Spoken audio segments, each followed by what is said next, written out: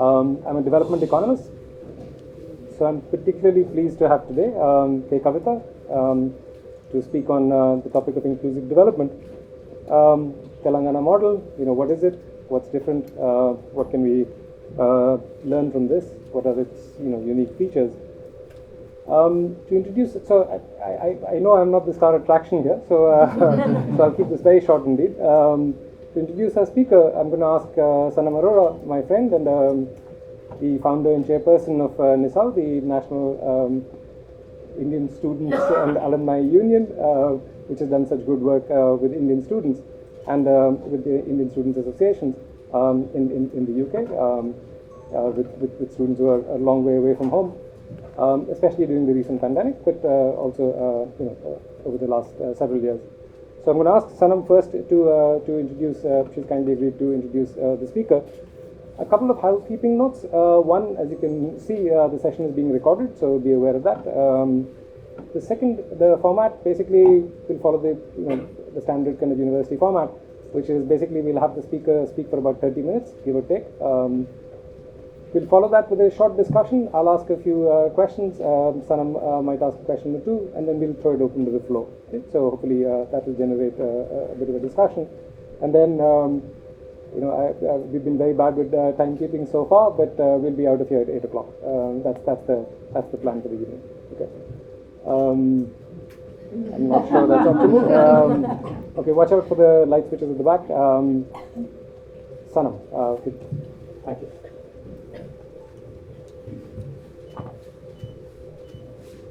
Am I audible? Yeah. Great.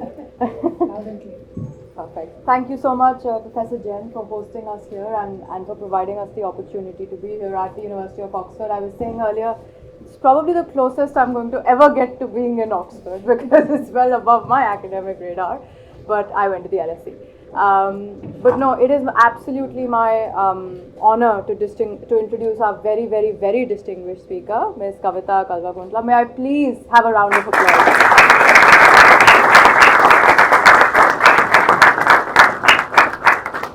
She is, of course, a highly respected and much loved leader from the state of Telangana, India's youngest state. Welcome, ma'am. Thank you for joining us. Kavitha holds a robust technical background. By the way, she doesn't need any introduction, right? I know that, but I've got to do the job that Sanjay has asked me to do. Kavitha holds a very robust technical background, having pursued her BTech in computer science engineering, and skills which were further honed through earning a Master of Sciences degree from the University of Southern Mississippi. So she chose the dark side over across the pond. But nevertheless, following her education, she embarked on a career as a software engineer in the United States before transitioning into public service. Her calling for public service led her back to India from the United States in 2004 with a vision to contribute to the welfare of the people of Telangana. Her political journey commenced earnestly in 2006 when she returned to India to support her father, who of course is now Chief Minister of the state, in various capacities during the Telangana movement, which sought statehood for the region. Kavitha immersed herself in the movement, traveling extensively across Telangana to grasp the challenges faced by its people, and I'm sure she'll share some of those challenges with us today. In 2014, with the formation of the Telangana state, she was elected as a Member of Parliament from Nizamabad Lok Sabha constituency, serving till 2019. During her tenure, she became the first ever woman parliamentarian from Telangana, marking a significant milestone in the political landscape of the region. So congratulations on that. Beyond the political arena, her journey from the hallowed halls of Parliament to the streets of Delhi is a testament to her unwavering commitment to ensuring greater representation for women in India's political landscape. Her relentless pursuit of the Women's Reservation Bill began during her tenure as an MP in 2014. She recognized the urgency and significance of the bill, not just for her home state, but actually for women across the entire nation and for the entire nation as a whole.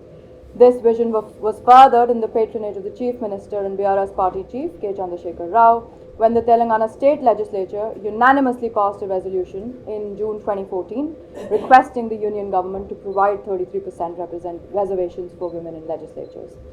That historic move laid the foundation for what would become a defining mission for Kavitha.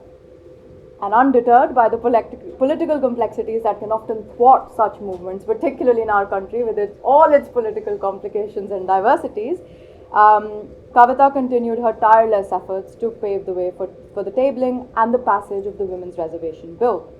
One of her standout moments, which I'm sure we all remember, was a 6-hour-long hunger strike at Jantar Mantar in Delhi.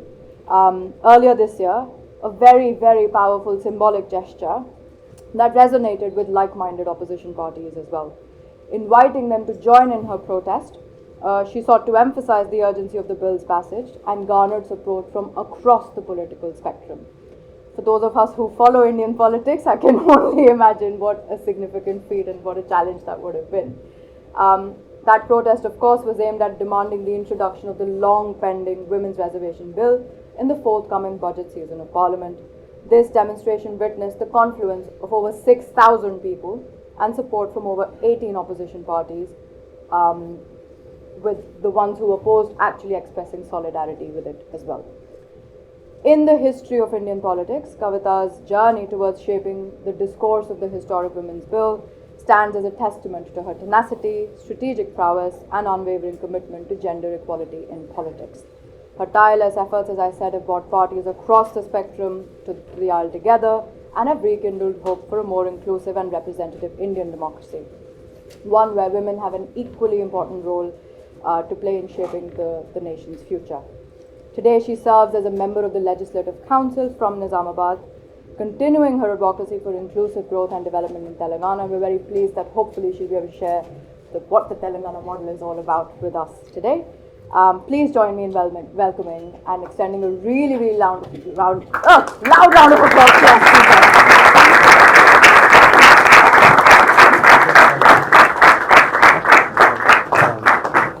Thank you. Good evening. Namaste. Jai Telangana. Andarki namaste. I thank Professor Sanjay Jain ji and Sanam for facilitating this event. Very, very happy and very proud to be here. It's an honor, in fact, to be able to talk about my state in a prestigious institution like Oxford, especially in a department where developmental economics is discussed of the various nations. So I'm very happy to be here, to be presenting today. And as all of us know, Oxford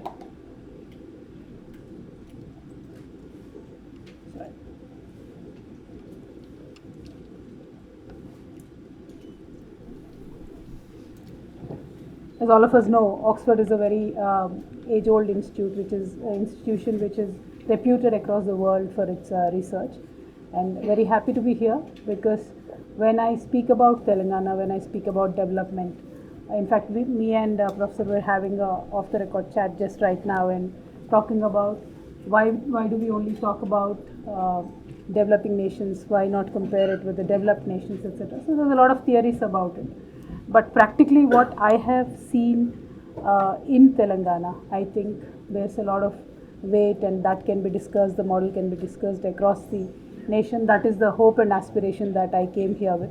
Otherwise, it's a very busy time in elections, but I took out some time to come here to make sure that if at all this model and the strategies that we applied for the ground path-breaking development that we have done in Telangana in a very small time, if that can be discussed, I think my one-day travel is totally worth it. So, first of all, very happy to be here, and when I am here abroad, I believe I not only represent my state, but I represent the country. And India, which has a very, very rich history of cradling a lot of luminaries from Lord Buddha to Jyotiba Phule to Dr. Ambedkar to Rabindranath Tagore to Jhansi Lakshmibai, Mahatma Gandhi. We can talk about Nagarjuna, who's propagated his Shunyavada philosophy across the world. We can talk about Aryabhatta, who's contributed a great deal to the world mathematics. So when we think about all these great people that our nation has produced, really feel proud to be representing India here. Very happy, very that we are able to continue the legacy of both that enlightenment and that innovation that our luminaries have given us. I just hope we can walk on their path and make them proud. And when we think about the luminaries from India, we cannot but ignore Chanakya. His policies, his theory is known as Chanakya Niti, who spoke of governance for the welfare of the people and society. Sometimes it's used in a negative connotation, but when taken in a right sense, it speaks about the welfare of the people and society, and especially his Ardhashastra that provides timeless insights into the responsibilities of a statesman, a guidepost, I think, that echoes in the visionary leadership of our Telangana Chief Minister K. Chandrasekhar Rao also. We call him KCR very fondly, so here on I'll refer to him as KCR. And today I'm sincerely both humbled and also honored to stand before you at the prestigious University of Oxford to share the journey of my homeland, Telangana, and how collectively the vision of our people of Telangana, under the leadership of KCR, has set a model for a most integrated, inclusive, and equitable development. I mean, many people dream about equitable development. We saw it happening, and that's a proud moment for me. I will try and attempt to talk about how Telangana was formed, and then talk about what were the issues that were the most important challenges and how we went on to address it. Well, Telangana is a long fought journey. Although the state was formed in 2014 in June 2nd, it was a 5-decade long fight. We were a separate state called Hyderabad state. We existed as a separate state even after Indian independence until 1956. And we were a prosperous state, we were doing good. But then in 1956, a conditional and a forcible merger happened with our neighboring Andhra Pradesh. Then, of course, since then, somehow the merger was never happy, made anybody happy. We were constantly struggling, we were constantly raking up the demand of a separate statehood. That kind of led to a very inequitable development. We've always had this grouse that we did not get our share, and we constantly started raising the issue. But then, of course, in 2001, Honorable KCR had given a proposal to the people of Telangana that why don't we fight in a very peaceful but a political battle to make sure the statehood is achieved. People have blessed him, people have stood with him, and we fought under his leadership from 2001. And of course, the central government at that point of time, or the party was aspiring to be coming back to power at that point of time. They promised to support this demand for the first time. So in 2004, it was for the first time ever that central government acknowledged that the demand for Telangana state exists, and they agreed and they put it in the common minimum program. But then, of course, after the elections, they chose to disregard the demand. They reneged back on their word, and they shattered the hopes of people of Telangana.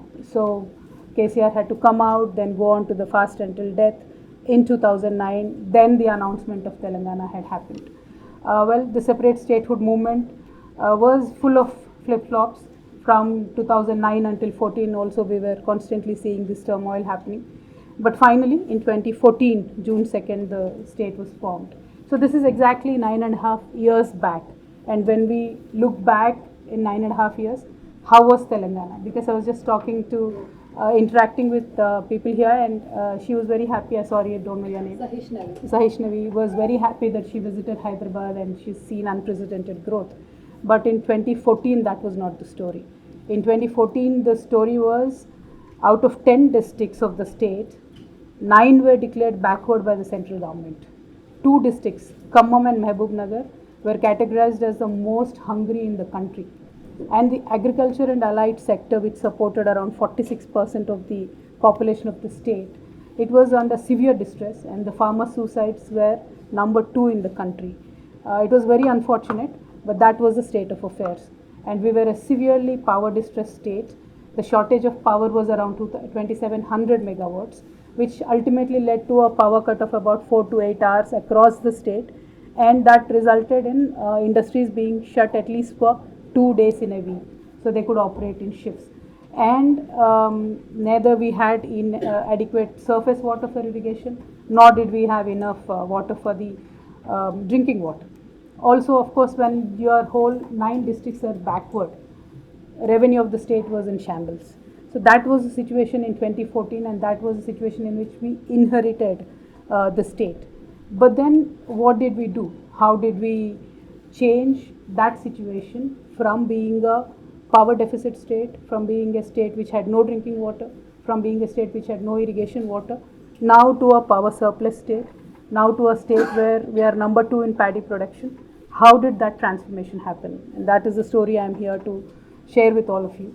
And the leader, KCR, he was an agitator. He was constantly agitating for the state. He has a very sharp wit and a sharp tongue. So he never spared anybody during the agitation. So people did have this fear that what will happen once the Telangana state is formed? How will the rest of the Hyderabad, rest of the people will be taken care of? But what I have seen for any society to transform, the prerequisite is that the leader of that state should understand how to convert his negativities into positivities. And I've seen that change happening in my own leader. Overnight, from an agitator, he became an administrator. He made a statement saying everybody is equal to me. He stopped using sharp words. He worked in silence. He worked with strategy, which he was always known for, and he worked with commitment and dedication. I think that is a prerequisite that undertook this paradigm shift. And of course, I am very well aware that I am standing in the Department of Economics, so I can't be giving flowery speeches. I should throw in some hard numbers at you. So I will do that too. But I'll have to tell you that from 2014, the careful balance of government spending, both in investing in infrastructure and also welfare, I think that took the state to the next level. So when we talk about the growth of Telangana in the last 9.5 years, the average of Indian GDP, when you look at all the 9 years, is 118.2% in the last 10 years, from 2014-15 to 2020-23. Whereas the Telangana's average is 155.7%. That's the increase of GSDP. So we always grew over the national average in the last 10%. So our contribution of Telangana state to the central's GDP grew from 4.1% in 2014 to 4.9% now in 22-23. But then the population was constant. It's 2.9 since 2014 till date. So that being constant, this contribution to GDP is the actual wealth or the contribution of my state to the country. Well, other than that, of course, economists take seriously the per capita income of any nation or state. So per capita income, when you look at in 2014, when we started somebody has to do the slide thing. When we just became a state in 2014, the per capita income was 1,12,162.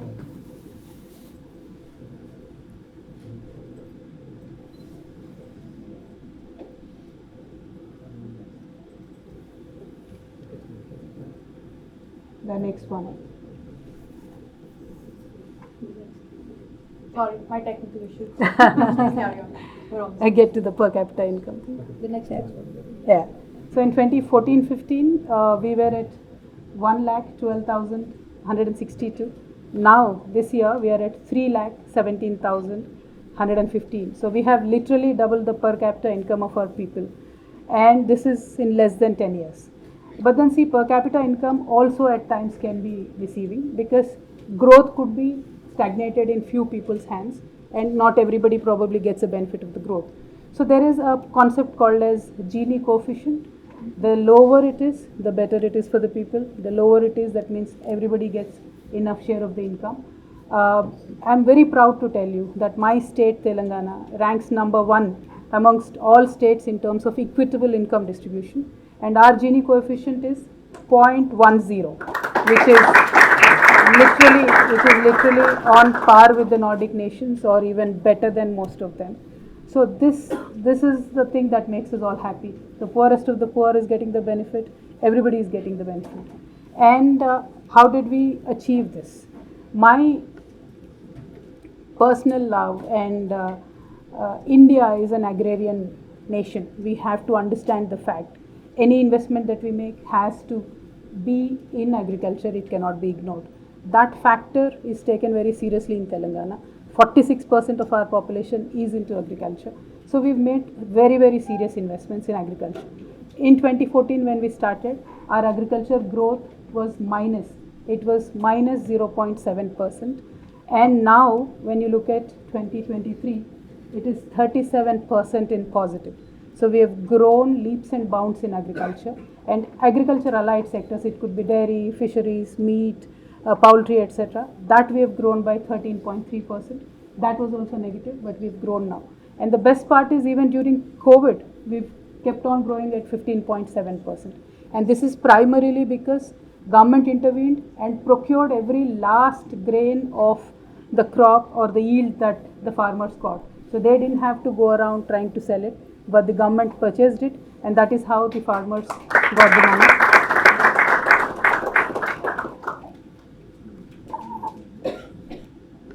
And when we talk about agriculture, as usual, most of the economists don't agree. I believe economists, most of them are very elitist. When somebody wants to give an incentive to a person who is investing 2,000 crores in a company, that is fine. But when a government wants to offer an incentive to a farmer with 2-acre land, that is somehow looked down upon. But in Telangana, we've decided to hold the hand of the farmer from the tilling of the soil to the yield of the crop. So even before they start tilling the land, we give them investment incentives. And I'm very proud to tell you that 10,000 rupees investment that we give per acre per farmer every year, till date in the last 9.5 years, 72,815 crores was directly given to 65 lakh farmers of Telangana. So this was the first step to make sure the farmer does not walk into the debt trap. So private debt is usually taken before they start tilling the soil. That is when the government intervenes and gives the money. Then when you look at every process, the quality of the seeds, Telangana is the only state which actually puts a PD Act, preventive detention cases if somebody sells spurious seeds. It was a serious issue during before Telangana state formation, and we've controlled it. So quality seeds we give, timely availability of fertilizers to the farmers we give, and of course surface water for irrigation is given. And I'm very proud to tell you today that we are the only state, or probably we are the only government across the world which gives free water. There is no water cess on the irrigation water to the farmers. And we also give 24 hours free electricity. That again is there nowhere in any country. There is subsidized electricity for agriculture, but Telangana is the only government which gives free electricity, 24 hours free electricity to the farmers. So the farmer is now secure. He understands that he is going to get free electricity, free water, in time, quality seeds, in time, quality fertilizers. Before he tills the soil, he knows that he will get the investment input from the government. He doesn't have to go for a private debt. So the farming is done in a much more secured manner. The most important thing, other than all of these factors, is a farmer who has a 1-acre land or a 2-acre land or a half-acre land. Earlier also had the land in his name, but the records were never clear. In India, in many of the states, it is still the issue. So if a farmer has to go for raise a loan for anything, for a child's education or for some personal use, banks will not give him loan. Despite having a land, he will never get a loan. But the biggest revolutionary step Telangana government has taken up, we've introduced blockchain technology to map the land holdings of each and every farmer. And today, I'm very proud to tell you, 98 to 99% of all the farmland records are cleaned up and properly digitized by the government. And it is only with the fingerprint of the farmer that the records can be changed. So nobody can mess with your record, and there is a sense of security to the farmer, and the banks also can give loan to him. So he has access to additional finance if he wants to. So this sense of security net that we provided the farmer, I believe, is what led for the exceptional growth in the agriculture sector in Telangana. And of course, other than that, there are around 45,000 ponds in Telangana, which the government systematically invested and repaired using a scheme called Mission Kakatiya. And then we've linked all these ponds with the major irrigation canals that we built. So the ponds are full of water 365 days in a year. So in the staunchest of the summer today, you can go to any Telangana village blindly, you will see the pond is full of water. And that has led to increase in the water table, increase in fisheries farming, which is again supporting the rural livelihood, and of course it is supporting the farming activity as well. So check dams, minor irrigation projects constructed, canals repaired, and the magic out of all of this is we managed to construct the world's largest lift irrigation scheme within 3.5 years of time. That is the largest and biggest achievement. The moment this lift irrigation scheme is built, we got 73 lakh acres of land connected to the irrigation system in the state. So 73 lakh acres earlier, before the Telangana state formation, for them to get one crop in a year was an aspiration, was a dream. But today I am so proud and so happy for my farmers because they can get 3 crops, not 1 but 3 crops. And that is why with a systematic, I'll just throw one number at you for your interest.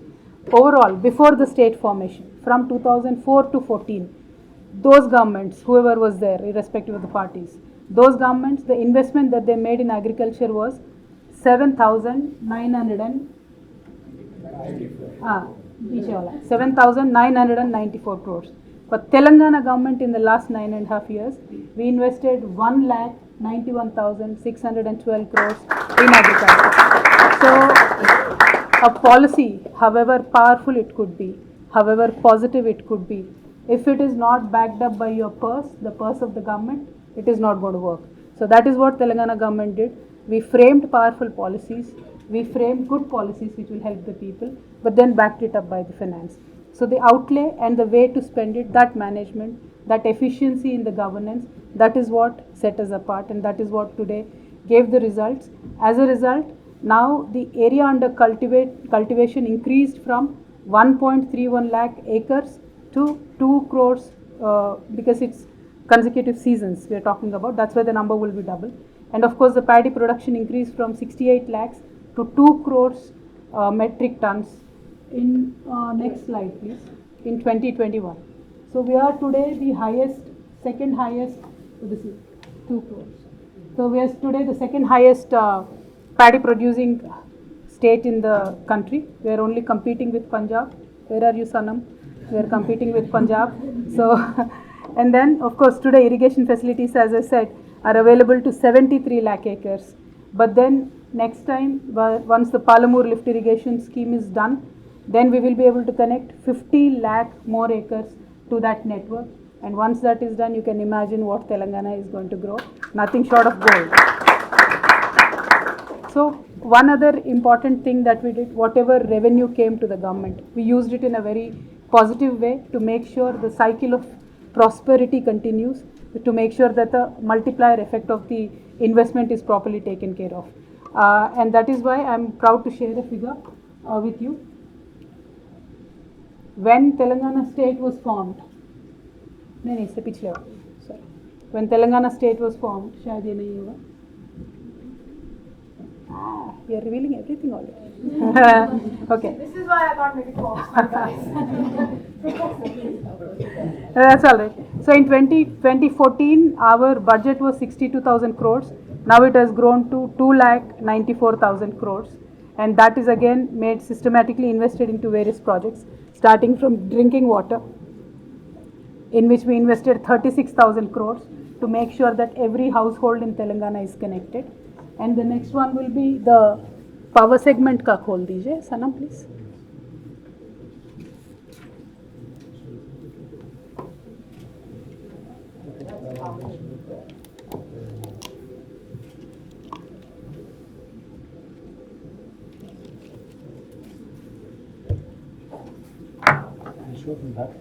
That's okay.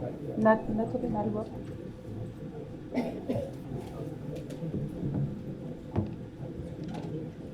So most of us who have faced the power cuts, we know the problem and the pain and why we don't want to go to the villages in Telangana. But then that has transformed now because Telangana government has very systematically invested 38,000 crores in the last 9.5 years to make sure that our power production capabilities increase. This one. So our power production, when 2014 we started, we could only produce 7,778 megawatts of power but now we are producing 18,453 megawatts of power. And of course, we are focused on renewable energy as well. So in 2014, we only had 74 megawatts of renewable power. Now we are able to produce 5,741 megawatts of power. And with the industrial growth, our per capita power consumption, this number has grown to 2126 units. So that is highest in the nation and also almost equal to most of the developed nations. That is an indication that industry is doing well. Most of the individuals are doing well. So that is one of the international indicators, and I'm very happy that Telangana got there. And then when we look at the environmental challenges, world over, we are conscious that the world's biggest challenge in terms of climate change is taking collective responsibility. And people and Telangana government are aware of this, and we have systematically again invested 10,000 crores in a program called Telangana Ku Haritaharam, where we planted saplings, 280 crore saplings, and we made sure we fenced our forests, we made sure we thickened our forests, we made sure, in fact, when they plant saplings in the villages, incentives of watering the plants of like 2 rupees, 2.5 rupees also is given in the villages. And we should be very proud, Telangana is the only state, probably in the world, where in every village you find a government nursery which is there, and a park that is built by the government. It is a must and should. Every Telangana village, all the 13,000 villages, you go anywhere, that is available. So that is how we have increased our forest cover by 7.7% with a very, very systematic drive of this and investment. And when I look at problems like California, where they don't have water, I feel, why don't they invest? You know, they can make policies, they can invest. And this is why I was very excited to come to Oxford, because anything that is discussed here can go world over. And if somebody draws inspiration from this model, I think it will help people across the world. And speaking of the industry, this is again very important, because not only farming, not only upskilling, but we need to create wealth in order to take care of the poorest of the poor. We need to create wealth. And the wealth creation today, services sector, industry sector, it is very important to make sure that industries feel welcome in Telangana. We came up with a policy, TSI Pass, and this policy is very empowering, not only our people but also industry. For example, if I'm coming here from UK, I want to invest in Telangana, you apply for a permission. Within 15 days, if I can't give you permission, then you have every right to open your company, you can start operating. Because by law, if you do not receive the government permission within 15 days, we have made it a statutory right to go ahead and commence the work. And this has really inspired a lot of companies. Many of them have come to Hyderabad, Telangana, they've invested. And I'll throw some numbers at you. From 2014 till 2023, January, 22,100 industrial units were given permission. Almost all of them have started operations, and the investment worth 3,31,000 crores, that is close to USD 40 billion, is what a small young state like Telangana could attract. And the jobs created, these are direct jobs I'm talking about, are 22,36,000. There will be more than that indirect jobs that will be created, and of course the activity that brings and the cities they build, that is the growth that you actually see and perceive when you visit Telangana. And of course IT, we've progressed leaps and bounds.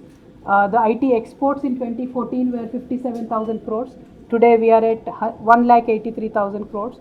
Top 5 IT companies, Apple, Google, Microsoft, Facebook, Amazon, 4 of them came to Hyderabad after Telangana formation and after the TSI Pass was rolled out.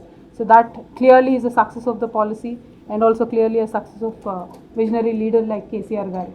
And of course, one other thing that might interest you, Professor Jain, we are the only government probably which has a government-led incubator which can accommodate about 4,000 startups at any point of time.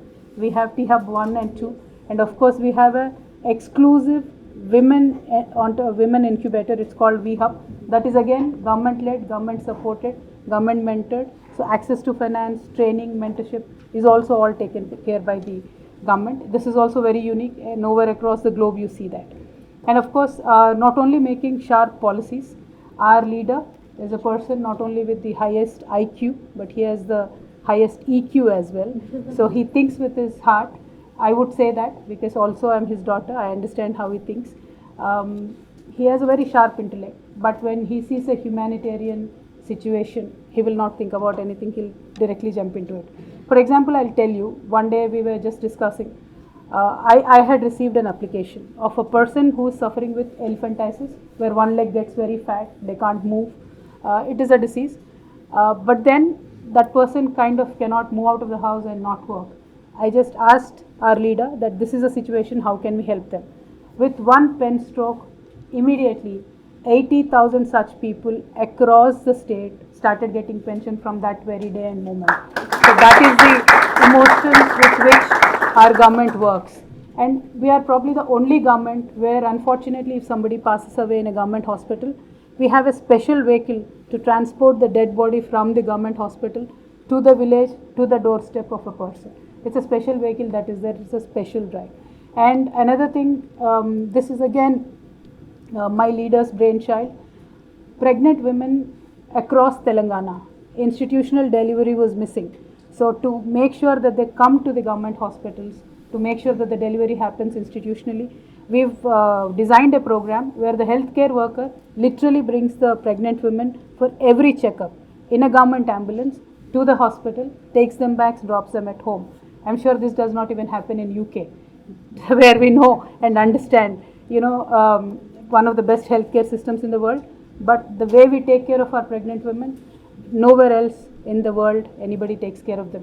Because my district magistrate, my collector, sits in his office on his dashboard. He knows how many deliveries are happening today in the government hospital. So that is the kind of work that is happening in Telangana. And during COVID, I should make a special mention. So when we knew that COVID was hitting and transport is becoming difficult, so we mapped out all the women who were going to be delivered in 15 days, and then we brought them into the hospitals, put them in safe zones, made sure the delivery happened institutionally, and then sent the mother and the baby home very safely. So these are the kind of disruptive, positively disruptive interventions that this government is taking care of. And I'll just give you one more example, and this again, with one pen stroke, my leader could make it happen. Telangana was a parched state. We did not have enough drinking water. It was a dry region. There was a lot of fluoride issues happening in many districts. So many people suffered with kidney diseases. There are still a lot of dialysis patients in Telangana. But in the combined Andhra Pradesh, until 2014, until Telangana was formed, across Telangana, we only had 3 government dialysis centers. When we brought this thing to the attention of our leader, with one pen stroke, he sanctioned 104 dialysis centers across Telangana, and we immediately gave free bus pass to all these dialysis patients. We made sure that they got the most modern care in all these dialysis centers. In the most costliest of the private hospitals, they reuse the machinery for dialysis, but not in Telangana government hospitals. We do it a one-time use and we take care of our patients, and this has really earned a lot of goodwill for the government and the leader. And of course, in every government we are giving, people try to give pensions, but there is no reason or rhyme or the positive effect of the pension that the pension would give. Because in 2014, before 2014, when we saw, there were various governments which were giving pensions starting from 70 rupees to 200 rupees to person, which did not really make any difference in their lives. So I gave a number here. In 2014, there were pensions given to 29 lakh people, but the rollout was only 861 crores per year. This is per annum. But in Telangana government today, we give pensions to 44 lakh 12,882 people, but the rollout is 11,628 crores. So unmatchable number, amazing number, which again creates a very positive impact in the lives of the people. So this is the positivity that this government is bringing in. And of course, when we talk about education institutes, we only wanted to see one result, that at least 50% of the kids go to the government schools. So we wanted to give a stiff competition to private schools, and we did. Today, this year, 2023, 50% of the kids are opting for government schools. 50% of course are still going to the private institutions. But then there are many numbers that I can give you. The best number that I like, we added 10,000 medical seats very fresh this year, because in every district headquarters we wanted to put up a medical college. And before 2014, I can't even begin to tell you, I'll just give you one number. For the backward classes, across the state, we had only 19 institutes. Next slide. 19 institutes. But now we have 310 institutes for just the backward classes, I'm saying, and other numbers I have. But then the number of students, if you look at, earlier it was addressing, the governments were addressing 8,000. Now we are addressing and attending to 1,65,610 students. So these are the kind of numbers, these are the kind of interventions that we are making. I know there's a lot of data and I can keep going, but then I'll have to summarize because we need to close by 8. What I feel is the vision of KCR and this model transcends, all economic matrices. It just touches a human angle in governance.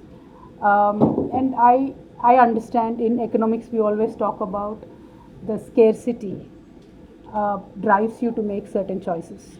We did have scarce resources when we became a state. We were in dire condition. We were in distress. But the choices that we made led us in a very right way, and we hung on, we held on to those choices, and that is how we are able to create wealth today. And I believe a leader or a society should know how to harness the power of the raw resources that nature gives you into real wealth. I'll give you one example.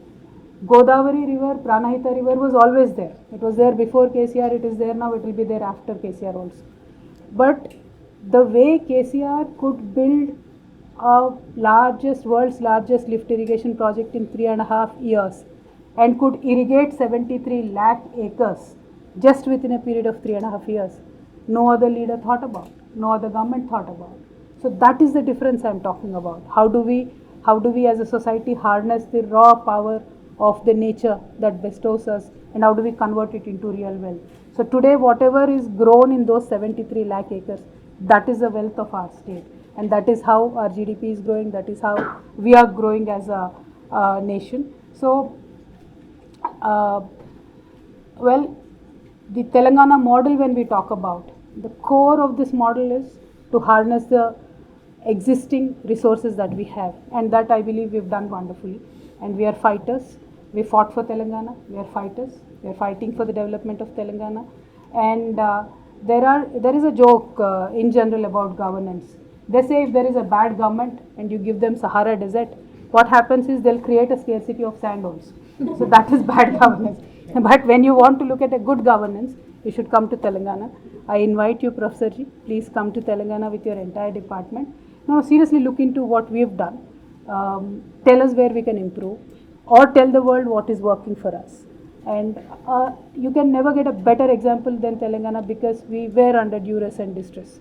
But then how we transformed, the positive interventions that we've made. I only gave you some 4 or 5 examples. That could be agriculture, that could be pensions, but there are many more. We almost have 252 programs that attend to various sections and sectors of the population. So I really do invite you, please do come down. And one of my very, very favorite program is Dalit Bandhu program, because it addresses to the most oppressed section of the society. The idea is to uplift any Dalit family out of the poverty line. So there is a direct benefit transfer that is given, and this will be very interesting for you and economic students. Generally when government give away a loan, even if it is 1 rupee, there are 100 conditions with it. This 1 rupee should be used in this particular way. This 1 rupee should be used, or you should show us how this 1 rupee is going to be paid back to us, etc. But this Dalit Bandhu program, where we give 10 lakh rupees to a Dalit family, we gave them so much freedom. We said, if you want to use this 10 lakh to pay your debt, pay it off. Alright, from next day you start afresh. Or you want to divide it into 5 units, use 2 lakhs for this, use 3 lakhs for that, use 3 lakhs for this, you are free to do so. Or 4 people who get Dalit Bandhu, all of you can come together, take 40 lakhs, create a good industry with it, do something else. That freedom was given. So we grounded these projects, and the success rate that we are seeing, the wealth that the government could create for these families, and the permanent upliftment of these families above the poverty line. I believe this is something very groundbreaking. No government has ever done it. No government ever gave this kind of freedom to utilize the grant that is given to them. And this is only Telangana government that is given. And that I can proudly say is the Telangana model of governance. And ultimately, when we look at what all we have done, we gave our society a confidence to pick and choose what they can do, what they cannot do, where they want to go. If a person from a humble background wants to go study in UK, we are giving them scholarships. If they want to still continue with the traditional livelihood, we give them help from the government, we help them upskilling. Today I am very proud to tell you that kids who have gone to do their IIM, IIT, they're coming back and training with us because our government gives a entrepreneurship program, mentorship and finance to them. So they're coming back after IIT, IIM to the Telangana government, training, and we've trained more than 2,500 people like that, and we've created entrepreneurs. So there are many schemes. I can go on and on. I have a huge list, but end of the day, under a decade of self-rule and under the able leadership of a world-class intellectual, Telangana is still recuperating, realigning. We are still rediscovering, because the pain that we have gone through, the suffering that we have gone through, the decades of neglect that we have gone through, the generational loss of opportunity to create wealth, to become a different people and a society that we have lost, we are still recuperating. So we are stabilized in this 10 years, but this is our springboard now. From here, we will again jump back. We will have to achieve much more. Now I can say we can dare to dream much bigger dreams than this. And under the able leadership of KCR Garu, I believe we will continue to do so. And once again, in the growth, in the development of any state is the development of the nation. India is also growing. India will become much bigger.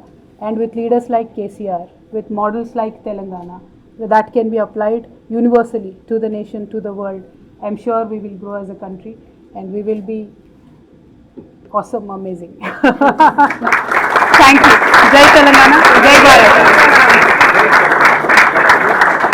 Did I take more than half an hour? I was really worried to meet the timeline.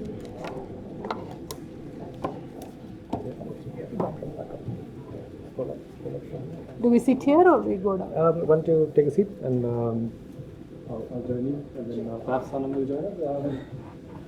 So thank you very much.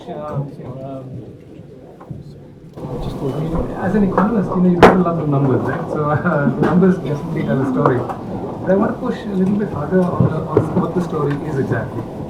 And I realized we sort of started a bit late, so so I'm going to combine what would have been two questions into one kind of slightly amorphous, slightly diffuse question. Okay. One, I want to push slightly, what is the Telangana model exactly? In a sense, the rhetoric of inclusive development you will hear from everywhere. So they may not deliver these results, but you will hear that rhetoric. So is it, in a sense, and I'll combine this with what would have been my second question, which is in economics we teach our students about trade-offs. Right. That if you offer free power, so you refer to the elite economists decrying, So the standard economist, I wear my economist hat and I say, if you offer free power, what else could you have been doing with the money? Or if you offer free water, what else could you have been doing with it? So, in a sense, and that seems to me quite closely tangled with the question of what the Telangana model is. So, what is it exactly that led the government to do X versus Y? What is the underlying kind of, what's the differentiator from what other governments have done? Is it just implementation, or is it really a set of policies in a sense that other governments have not followed? Well, you've seen the result, right? So the model is definitely right. But then what I believe is we've made it very tailor-made to work for our state. We looked very closely at our state. We understood that ponds needs to be fixed before the larger irrigation projects have to be made. Because if the ponds are not fixed, you make the irrigation project, you build the canals, and how are you going to harness the full potential of these irrigation projects? So the governments generally tend to think in silos, but Telangana government, Telangana model, KCR model, is to think about the universality of any 1 rupee that is invested anywhere. So whatever you invest in a major irrigation project will in turn help, fill the water in the last pond of the, furthest village in your state. So if you can harness full potential of the 1 rupee that you've invested, as an economist, I think for 1 rupee you'll get 1000 rupees output. That is what we've seen happening here in Telangana. We've invested in an irrigation project, but we made sure that the last mile connectivity is taken care of. So usually governments, they tend to delay the process because many governments do not dare to invest. But this government knows exactly where the result is going to come out, and we've dared. So we invested 85,000 crores in one particular project. But what is the result today? We are able to give water to 73 lakh acres. So that was a dream, and that was a hard work, sweat, blood, which our leader put in. Because I'll give you an example. As you rightly said, many governments do not implement it properly. But during the 3.5 years, I am a direct witness where my CM's office had CC cameras 24 hours monitoring the work that was happening in Kaleshwar. So CM would not hesitate to call the lowest engineer as well, from the top ENC to the lowest. He would just call and say what is not happening, why is the work not happening. So that kind of hands-on execution of the idea, if that is not happening, you might have a brilliant blueprint, but if you don't build the house accordingly, it's not going to work out, right? So we have a blueprint for the state, but then we also have the patience and the grit and the determination and the sincerity to make sure it manifests on the ground as the blueprint is. So I think that is a secret ingredient which makes your 1 rupee work for your people and your state. Thank you. Sanam, I'm going to take one more question. I'm going to ask one more question. So I'm going to move you a little bit away from your talk, and I'll ask you a little bit about the role of women, the status of women, empowerment of women, not just in the Telangana context, but sort of more broadly. We were discussing before we came here that in a sense there's a bit of a paradox, right? In a sense, you see rising prosperity, not just in Telangana, but also more widely across the country. And without trying to draw contrast between north and south, I'm a northerner myself. You see rising prosperity, but the own kind of concerns that one had as an economist or as a development economist or as anybody really, that you don't see the gender disparities going away quite so quickly. Whether it's in terms of just the population ratios, or whether it's in terms of the striking paradox that you see in India in particular, that of being this low female labor force participation. And even as incomes are increasing, even as educational attainment is increasing, why is female labor force participation rates, why are they so low? Exactly, this was my concern, and last time I was here talking about women bill, we were extensively talking about it. Not only in India, world over, when you look at the property held by women, it is very less. Although the property could be on a woman's name, but can she take the decision to do whatever with the property? That again matters. So it's pseudo, so you see as well, but it is not the real property that is there. And of course, when you talk about labor force participation in India, especially we've seen a downtrend after COVID, and the women who dropped out of work after COVID, they never went back. Percentage has dropped by even 10%, which is really heartbreaking.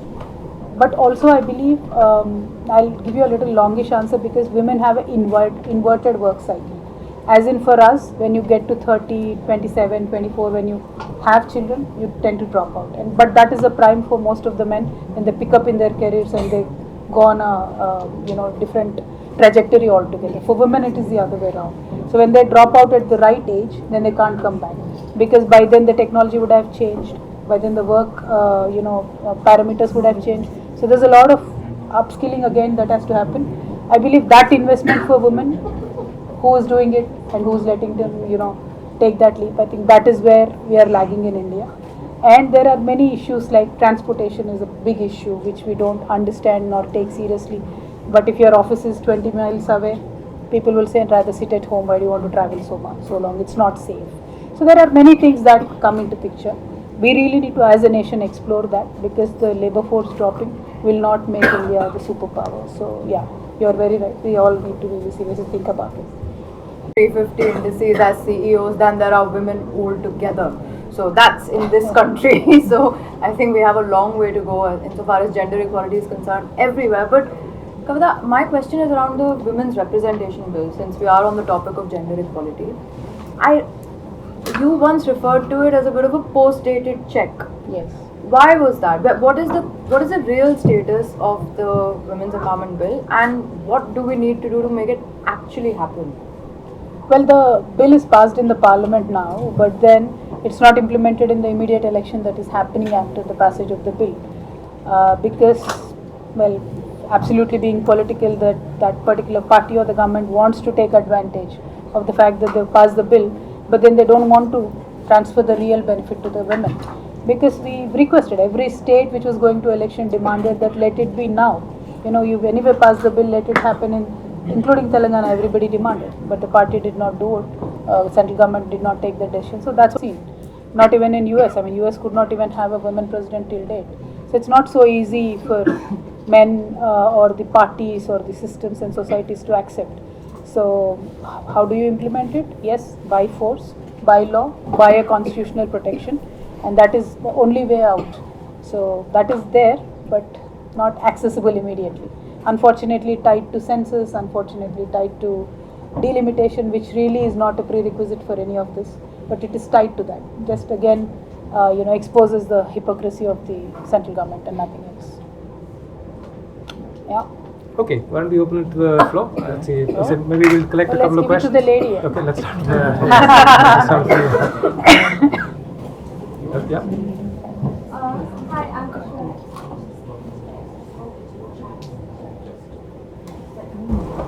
Hi, I'm Ashwarya, and I'm doing a master's in international relations at the London School of Economics.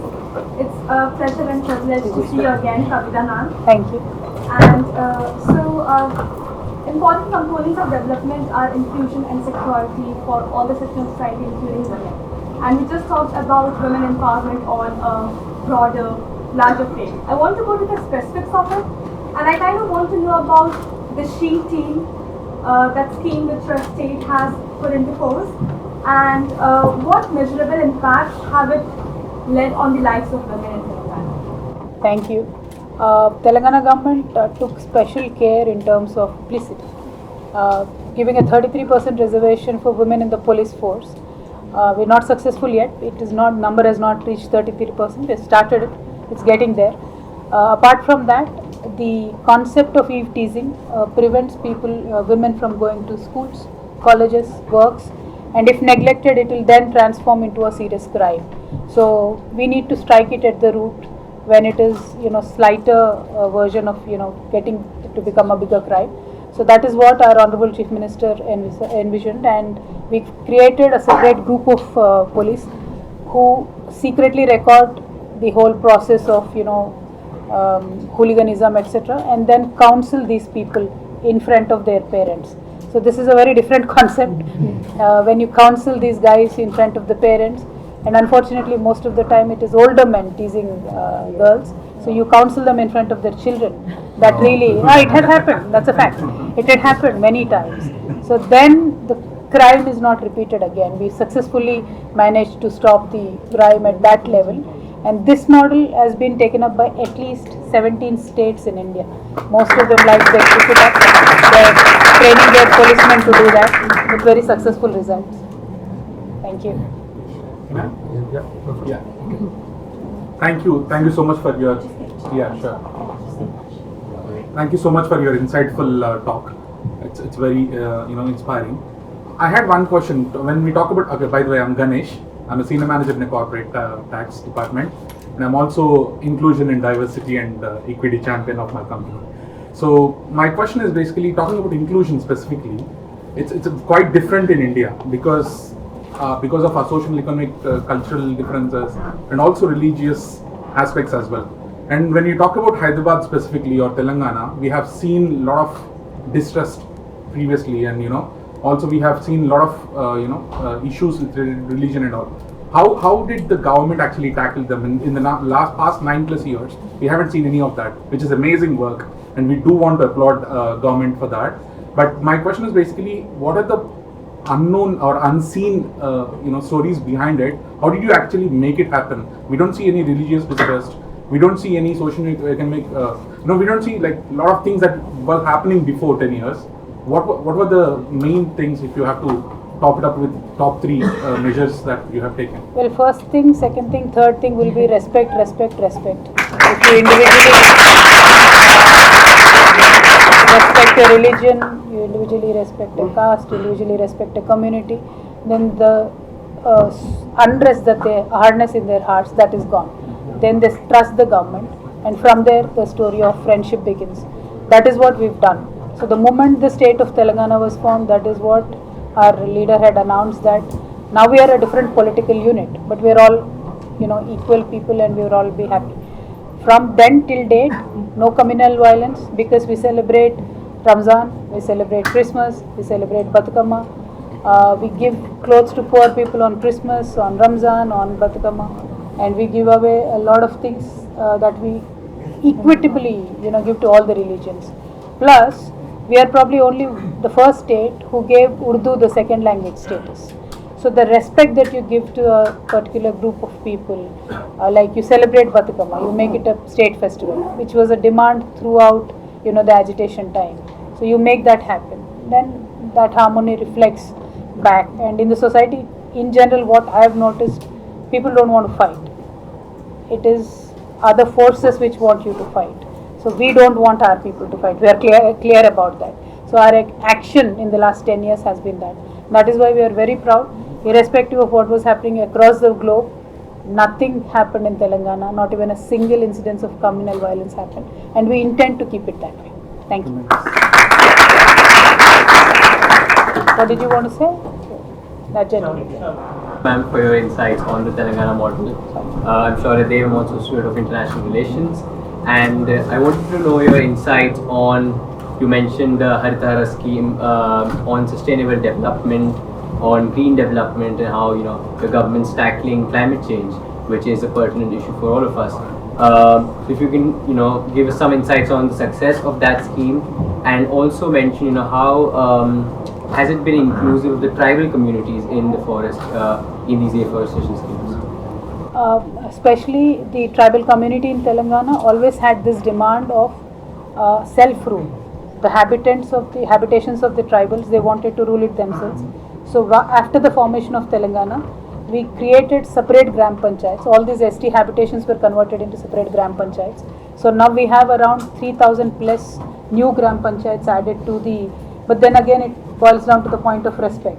They wanted self-rule, we gave them self-rule. So now you will have 3,000 more tribal sarpanches, upa-sarpanches, and all the ward members, and they can decide how they spend the money that the village gets.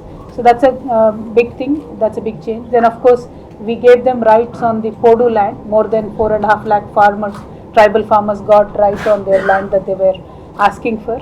And we did not intervene into their livelihood, we did not disturb them. Our Girijan corporation takes care of the tribal livelihood, and it has been very profitable, and the tribals are also enjoying a good life. And I believe that Haritaharam program. Haritaharam is combined with the aquifer rejuvenation program. So both of them together made sure that the water table went up, and all the saplings that we planted in villages, they took shape and they came back to life. And mainly giving teeth to the forest department was the secret in making sure that the forest cover has grown up. Earlier, forest department did not have the backing of the police, but now we made sure that happens. So the security is given to them. So poachers or people who cut trees, they are not given an easy pass now.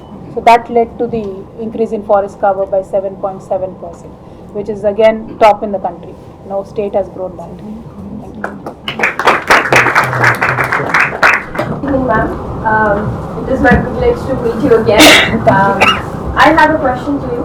So basically, I've studied at the University of St. Andrews. I studied sustainable development, where I wrote a dissertation regarding wastewater management, and that gives a rise to the question regarding a couple of projects that you just mentioned. What specific plans and policies does your party propose to address the challenges related to irrigation and sustainable water management in Telangana's predominantly agrarian economy? And how do you envision securing the necessary investment for such investments beyond the existing projects like Mission Kakatya and Kaleshwaram lift irrigation project? Thank you. As of now, the government has completely invested in these projects, and since we do not charge any water cess and we give free electricity, that is the additional burden on the government. But then that we are very happily bearing, because the farmers directly get the benefit. Telangana government usually has this tagline where we say investment is of the government and the benefit is of yours, both in terms of fishermen, in terms of sheep rearing, in terms of milching animals, in terms of agriculture, in terms of pensions. So that has always been the attitude of the government. Because of the distress, because of the duress that our society went through for decades, we are investing on behalf of the people. Once the people come to a level and their sustainable livelihoods have been achieved, then the strategy can be changed. That's a different story. But right now, the investment is made by the government on behalf of the people, and we are creating this wealth elsewhere. That is from the investments that we are attracting, that is from the policies that we are creating. And in economics, there is a theory that if you recharge the rural economy, the money again comes back into circulation, the money is again spent back in your own state, so you keep getting direct, indirect taxes again. So that way also, our GSTN, again we are number one in our GSTN collections. Our GSTN network is also very good. So money is not an issue, money can be generated, wealth can be created, but the intention of the government to invest this wealth in the right multiplier fields is the key, and that is what we are trying to do. Thank you.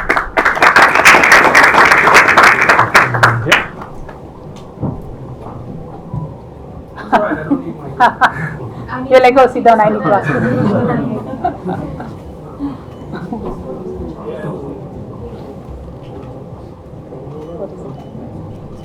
Hi, hello ma'am. Hi. My name is KK, first of all, welcome to Oxford. Oh, my name is also KK. My question is, like, how are you handling being from a charismatic family, like being a daughter of KCR and KTR? Like, how are you handling the circumstances which comes with that? And also I want to ask you, like, how far are you ready for the big day coming very soon? Like, how ready are you for the elections as well? We are very ready. We are coming back to power the third time with a thumping majority. And it's definitely not easy to be KCR's daughter. A lot of pressure. But then I'm managing. Thank you. I'll be up to you. Sorry, excuse me. We should stay in the same area. Up to you.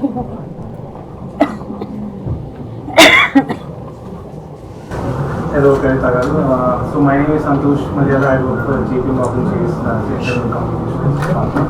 So my question for you would be, like, as Hyderabad is now is a global hub for big tech giants, like it's attracting big tech companies, and it's also competing with many metro cities, specifically with Bangalore, right? So if the tech companies are coming to Hyderabad, so there will be definitely more employment coming in the upcoming years. So what is Telangana government doing to basically accommodate these, the professionals and the employees coming into Hyderabad, so that they can basically, the problems what Bangalore is facing nowadays is that the high accommodation prices, the traffic basically. So how is Telangana government basically trying to accommodate these people who will be, potentially coming in the city and probably will be looking for a brighter future in the city? First of all, I think the government should govern less and enable more, and that is what we have done. So we do not intervene too much into the operations of any private companies, but then we enable them to function on their own. We want to trust them. So that is one of the major reasons why many investments are coming into Telangana. When I say we want to trust them, if you enable and create a amicable infrastructure, as in Hyderabad, we've invested about 13,000 crores just on the development of roads and flyovers. Bangalore, that is a problem today. there is a lot of traffic jam, so many people find that it is problematic. Learning from the bad experiences of other metropolises, they're trying to implement better way of maneuvering around the city. And the housing problem is very real, as you rightly said. Anybody making a particular salary, half of it goes to the housing.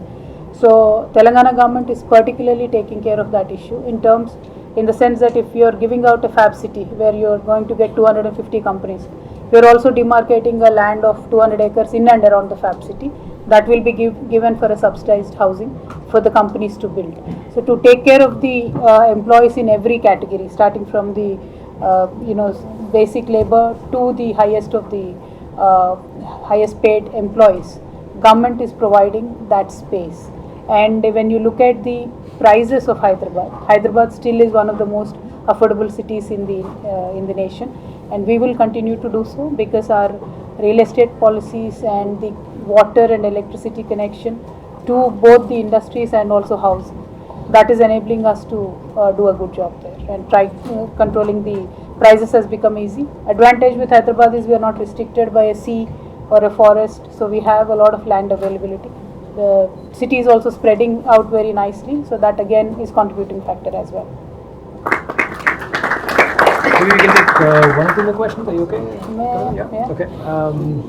Wherever the mic is, shall we go to the gentleman in front? Actually, well, let's go with the gentleman in the back. Yeah. So let's try. Yeah. Hi ma'am, I'm Sarthak. Thank you for your talk. I really like how you stress the importance of inclusive growth in your talk. I wanted to understand what kind of strategies and probably policies and how do you actually implement that inclusiveness across rural Telangana, and how do you make sure the economic benefits actually reach those people and they're also included in all this process, so it's easy for them to claim all this. Thank you, Sarthak. Telangana government, I can give you this example. We are in India, we have a lot of caste, right? Lot of communities. Many politicians take disadvantage, use them in a negative way. Telangana government use them in a positive way in terms of investing very carefully into the livelihoods of various communities. And by doing that, we did not miss anybody. So when you go to a particular village, especially since you mentioned rural areas, we did not miss anybody. Whoever anybody is doing in their scale of operation, government tried to help them as a direct benefit transfer. So the money that the government wanted to invest reached to the last man or the person who directly needs the money. He got the money. So that was the way we tried to address it. And when you say inclusive, for me, most inclusive strategy would be that if 3 people are on the table, 3 of them need something or the other from the government, so all of us get addressed. That is the inclusivity, and that we try to do our best. And I think that is one of the major reasons why the rural economy has been recharged right now in Telangana. Thank you. Should we go to the There's a lady here, so I'm getting very partial towards her. Sorry, you're getting. I'm sorry. Neelima. Hi, I'm Neelima, and I am in the creative sector. I produce audiobooks and puppet shows, but I work primarily with teenagers as my writers and narrators. So I visit Hyderabad very often because I'm originally born and brought up there. So I had the privilege of going to some of the top schools in Hyderabad to communicate creatively, how to communicate creatively with children. So my question is, how do we inculcate this creative, how do we hone the creativity in government schools? Because that is so important to give them a chance to sort of speak in front of people, which has almost become a privilege of the private sector. So is there anything like that within the government schools? Maybe when I'm in Hyderabad next, I could visit them and start working with them. We already have, thank you ma'am, excellent question. We already have a art and craft section in the Telangana government schools as well. We are stressing on the libraries as well. In fact, in the government model schools, one of the model schools where we teach from 5th to 12th, we've augmented that to even have a fine arts college. So government fine art colleges are also being now created across Telangana. There's only JNU, you know that in Masaptan, but other than that, this came up again separately in other side of the town. And we are now moving into the districts also to do that. So the focus is on government-led education. because it's more affordable, and we are already on that. But any help will be appreciated. Any participation is more than welcome. Thank you. The gentleman in front is being very patient, so let's You don't need a mic. It's just so that they Oh, sorry. Hey, next. Hi. I am Dilip Koduri, Chief Marketing Officer of Lockpost Studios. So Lockpost Studios is a company which is Kalyan, and we both started in the UK. Good luck. Thank you so much. And I just want to ask one question, Akka. Nowadays, a lot of students are coming abroad to pursue their studies, and so many students want to start their own business in the UK, especially in IT sector. But UK government is not providing sufficient help for students, especially Indian students. So can Telangana government provide any help for these students? In UK, no. In India, yes.